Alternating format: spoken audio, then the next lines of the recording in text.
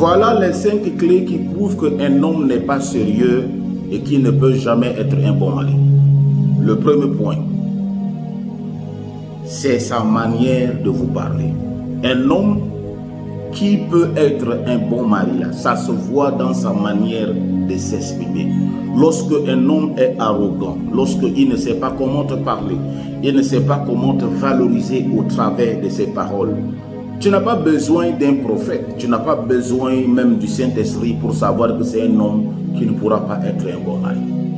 C'est-à-dire qu'il n'a pas l'art de s'exprimer, il ne peut pas te parler, il te parle comme n'importe qui, non.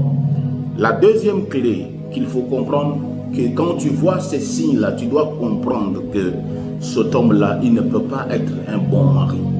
Alléluia. C'est le respect. Amen. Lorsqu'un homme n'a plus de respect, il te parle comme il le veut. Il s'adresse à toi comme il le veut. Il dit ce qui le vient dans sa tête. Alléluia. Il agit, il parle n'importe comment, même en présence des gens, il ne t'accorde plus la considération. Cela prouve que cet homme, même si on le fait agenouiller à l'église, on vide toute une bouteille d'huile d'olive sur lui, cet homme ne pourra jamais être un bon mari. L'un des signes qu'un homme peut être un bon mari, c'est qu'il est respectueux. Et quand je parle de il est respectueux là, ce n'est pas seulement à ton égard, mais à l'égard de tout le monde. Regarde son comportement. Est-ce qu'il respecte les autres? Est-ce qu'il a du respect pour son entourage? La troisième clé, amen, lorsque un homme est bon, alléluia. Et comment savoir que quelqu'un est bon? C'est-à-dire que quoi? Il se soucie des autres. Il se soucie du bien-être des autres. Amen. Il ne faut pas marier seulement un homme parce qu'il est beau ou parce qu'il sait bien parler, mais il faut aussi te rassurer qu'il soit bon. Parce que si c'est un bon homme, il y a des choses qu'il ne va jamais te le faire parce que sa nature ne le permet pas. Alléluia. Il y a certains actes, certaines cruautés que les gens subissent dans certains foyers là. C'est dû simplement à la nature des gens. Lorsque quelqu'un a une nature méchante là, il ne peut rien faire de bon. Donc rassure-toi que c'est un homme bon. C'est rare dans le monde dans lequel nous sommes là. Si tu rencontres un homme qui est bon, fais attention. Ne laisse pas le diable t'amener à perdre cette personne. Quand un homme est bon, c'est-à-dire que quand il se soucie de ton bien-être, il se soucie quand tu manges ou tu n'as pas mangé. Il se soucie quand tu as bien dormi ou tu n'as pas bien dormi. Ces choses-là, c'est la nature d'une personne qui le pousse à faire ces choses. Beaucoup ne comprennent pas, beaucoup pensent que un homme est bon lorsque il sait parler. Non, c'est la nature d'une personne. Alléluia. Le quatrième point qui prouve qu'un homme fera un bon père, alléluia, c'est, alléluia, le quatrième point, c'est sa générosité, alléluia. Parce que même au sens biblique, l'homme, selon le plan de Dieu, selon la pensée de Dieu, l'homme est un donneur.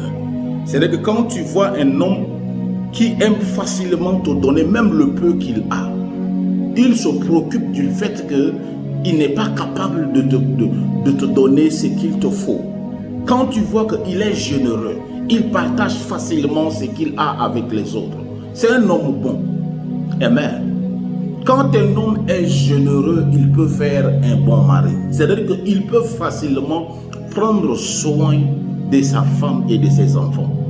Beaucoup de nos sœurs ne prennent pas le temps de voir ces choses. Et après, les problèmes arrivent. Est-ce que cet homme-là, il est bon? Je ne parle pas le fait qu'il doit tout le temps de te donner des cadeaux. Mais tu dois comprendre que dans son attitude-là, il a toujours envie de partager ce qu'il a avec toi. Il a toujours envie d'aider les autres. Il a toujours envie de venir au secours des autres, même quand il n'a pas la capacité. Il faut savoir que c'est un homme bon. C'est un bon mari. Cet homme, il peut faire un bon mari. Il ne faut pas penser seulement à la taille de son compte bancaire, mais il faut voir la taille de son cœur. Amen. Des fois, les gens ne donnent pas parce qu'ils ont beaucoup d'argent. Des fois, les gens donnent parce qu'ils aiment donner. Alléluia. Donc, un homme généreux, c'est un homme qui fera un bon mari. Alléluia. Un homme qui fera un bon mari. Le 5e point pour savoir que cet homme-là sera un bon mari, c'est l'humilité. L'humilité. L'humilité. Des fois, dans le mariage, les mots doux, la romance, toutes ces choses-là, des fois s'envolent. Parce que le mariage, le foyer, c'est le domaine de la réalité. C'est le moment où les gens révèlent leur vraie nature. Les gens montrent leur vrai caractère. Lorsque vous réalisez que cet homme-là est orgueilleux, vous réalisez qu'il est orgueilleux, il n'est pas humble. Il peut être un bon amant, mais il ne peut pas être un bon mari. C'est-à-dire qu'il ne peut ni être un bon mari, ni être un bon père pour ses enfants. Parce qu'un homme orgueilleux, il ne peut jamais réaliser ses propres fautes. Quand il est en tort, il va toujours s'expliquer. Il va toujours vouloir défendre. Quand un homme est orgueilleux, il ne peut pas être un bon mari. À bon entendeur, salut. Celui qui a des oreilles, entende ce que l'Esprit dit aux églises. Abonne-toi pour m'encourager et partage pour que cela puisse bénéficier à d'autres.